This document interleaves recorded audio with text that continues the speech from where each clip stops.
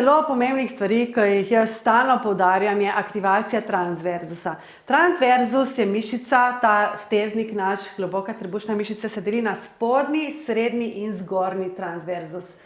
V nosečnosti je to še bolj videti, ampak nam zelo pomaga po porodu, da ga znamo lepo aktivirati od spodaj navzgor.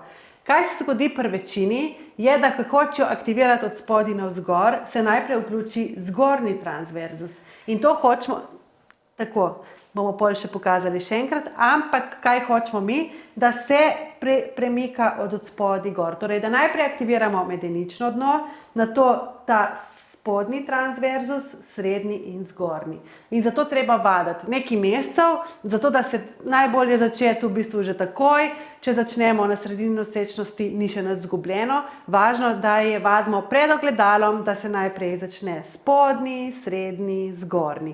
Zato, ker Špela ima očitno tudi že zelo aktiviran zgornji in najprej, ko hoče aktivirati transverzus, se najprej zgodi tole, da gre zgornji gor, mogel bi se pa spodnji. Tako spodnji trebušček ostane ven, moglo bi ga pa potegniti not. Torej, Špela najprej aktivira zgornji, kljub temu, da se trudi aktivirati spodnji.